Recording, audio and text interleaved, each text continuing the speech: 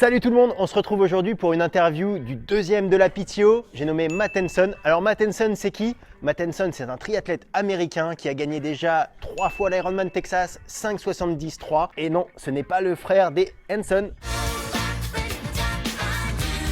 On se retrouve tout de suite avec Matt pour l'interview exclusive pour la chaîne du triathlon. Alors, Dr Hanson, est-ce que je peux vous appeler Matt ou est-ce que je dois vous appeler Dr Hanson, Dr Matt? Parce qu'on le rappelle, il a juste un petit doctorat en éducation pour les adultes. You can call me Matt. Matt is fine. Matt, alors, pour toi, c'est vacances maintenant ou est-ce que tu continues à t'entraîner? Quel est maintenant le cycle que tu vas suivre pendant les mois qui vont venir? I am definitely taking some downtime. I've had a really tough last 8 weeks, and I'm definitely, my body and my mind are definitely ready for a little bit of a break. So I will take this week completely off. Next week I'll start swimming again and maybe ride a few times, and then I won't be back to 100% full training until January 1. On sait déjà que tu as gagné 3 fois l'Ironman Texas, tu as gagné 5 différents 73 sur le territoire américain, et on sait aussi que tu n'as jamais participé à une épreuve en France. Alors la question est très simple, Matt.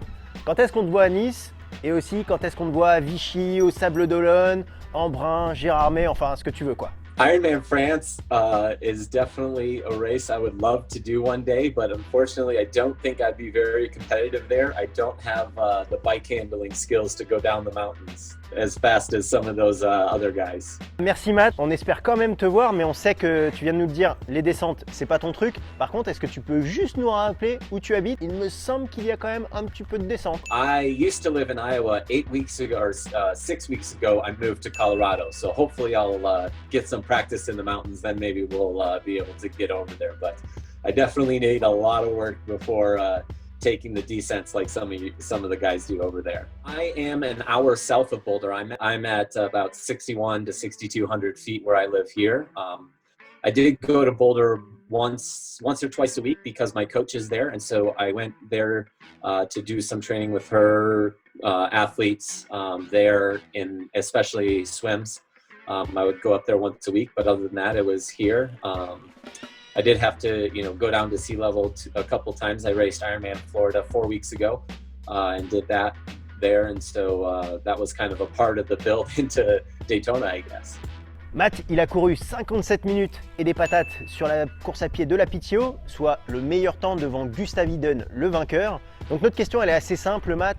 Est-ce que tu pensais, avant la course, pouvoir faire ça et battre des gars de WTS comme Vincent Louise, Javier Gomez, Gustav Iden? I thought that going out to have the best run split of the day was a possibility.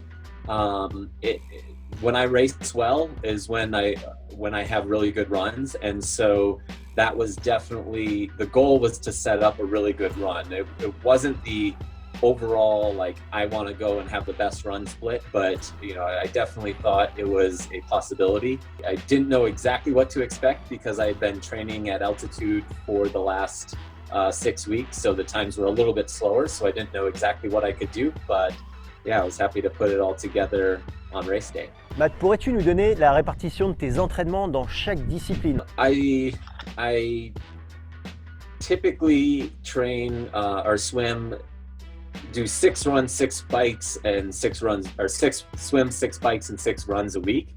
And just depending on where we're at in the build and what the focus on at the time, the swims will be anywhere from an hour long to 90 minutes long, or so, anywhere from 4K to 6K. Bike sessions will be anywhere from an hour to 6 hours, depending on where we're at and what races we're building into. And then run sessions, I very rarely go much over 2 hours and 10 minutes. But usually they're anywhere from 40 minutes to 90 minutes, with, key sessions will be up to 2 hours leading into big races. Tu nous as parlé de ton entraîneur, tu pourrais nous citer son nom? My swim and run coach is Julie Divins, and then my bike coach is Matt Bottrell out of the UK.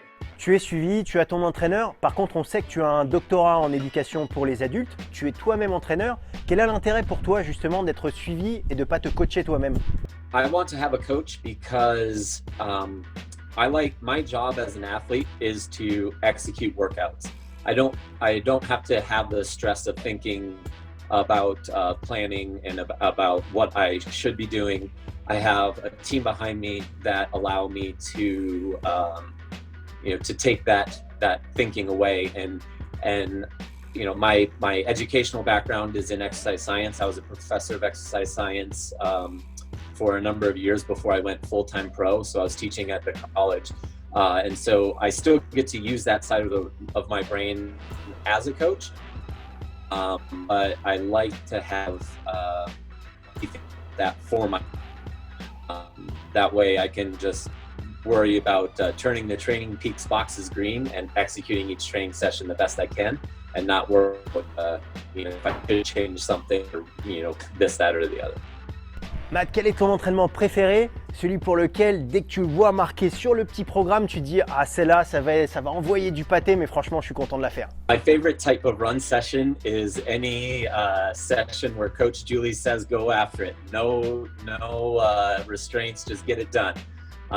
It doesn't happen very often, but actually one of the kind of key metrics that I use to see where I'm at, usually do it 3 to 4 weeks before a race, is a build run. So it's just 20 minutes at easy, 20 minutes at moderate, and 20 minutes all out. And I always have specific targets that if I can hit, I know I'm in a really good spot leading into a race. Ah ouais, ça c'est quand même de la grosse séance. Et justement, donc après ces séances, des séances comme ça avec de la grosse intensité, du volume, est-ce que tu aurais des conseils pour ceux qui nous regardent en matière de récupération? Quels sont tes petits trucs et astuces pour récupérer plus vite ou mieux en fonction des conditions, etc. There's three parts of recovery. One is nutrition, so getting the proper calories, getting the proper getting proteins, carbohydrates back into your system after a workout is really important. Getting enough sleep. You can't recover without sleep. That's when the body heals. And so making sure you're getting enough sleep. And then doing the other things like mobility, getting in your Normatex, the compression, foam rolling, using the hypervolt, like the percussion therapy things, taking care of that side of things. So for pro triathletes and for any triathlete, it's just that's as much of their job as doing the actual workouts themselves. And so I say that triathlon is a 40-hour a week job. I'm at most working out for 30 hours a week probably, but the rest of the time is focusing on that recovery. Est-ce que toi-même tu prends des compléments alimentaires ou est-ce que ton alimentation générale te suffit à combler tes dépenses énergétiques ou à tes éventuelles carences? My nutrition partner is First Endurance Nutrition, so I always have their recovery beverage after their Ultragen recovery after each race or after each workout as well. And then of course I'm doing their products during training and everything to make sure that I don't get too depleted. I take their multivitamin and then their Optogen HP, and then I also take a supplement called Alt Red, which is a betaline supplement. And other than that, that's the only really nutritional supplement that I take on a regular basis. I do use some CBD to help sleep every now and then, but not a huge supplement person. I think you should get most of that from Whole Foods if you can, but there's a lot of research out there supporting that like a multivitamin can help keep colds away or keep the flu away, especially when you get really into hard training blocks. So that's one that I add, and then there's a couple other on the performance side of things like Alt Red and the Optogen. On a une nouvelle question concernant tes objectifs, Matt. En 2021, donc l'année 2020 était vraiment compliquée, mais 2021 pour toi, quels sont tes objectifs? C'est plutôt Kona, Saint-Georges, peut-être la PTO ou autre chose? I haven't sorted out my entire schedule for next year yet, but I can tell you that the races that I'm keying off of are first going to be the PTO Championship, the Collins Cups in May. that the PTO is hosting. And then the next block of training will be leading into the 70.3 World Championships and then Kona. And then I'll take a little bit of a break and then shift my focus to Daytona again, or the PTO Championships. So those are the 4 key races that I'll have for the year. I can do the 70.3 Worlds and Kona on the same build-up, and so I think that's going to be a manageable schedule. And then I'll pick some races to just kind of fill in the gaps and make sure that I'm sharp for those 4 races that matter.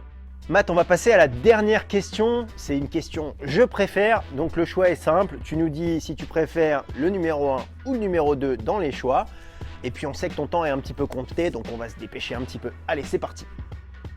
So I love training in the water and on the bike a lot more than I love run training.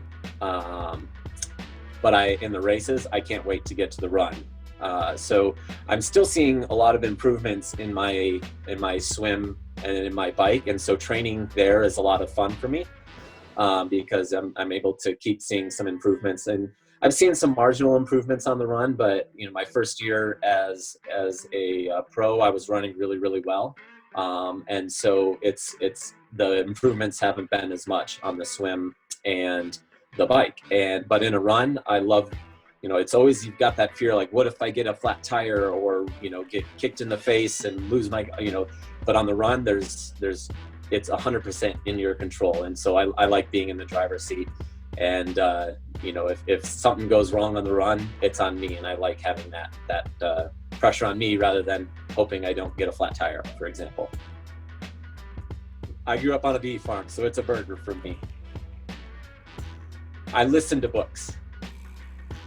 That's a tough one. Kona has been my goal. PTO didn't exist when I set those, so that might change. Frodeno's done it at all different distances. I think Luis will do it. He's definitely got the talent, and he will do it in his career, but right now, Frodeno's proved it at every different distance. Matt, merci de nous avoir accordé cette interview exceptionnelle en présence de tes 3 plus grands fans. On te souhaite une excellente saison 2021 et encore une fois félicitations pour ta 2e place sur la PTO Daytona. Et abonnez-vous sur notre page Facebook et sur la chaîne du triathlon sur YouTube.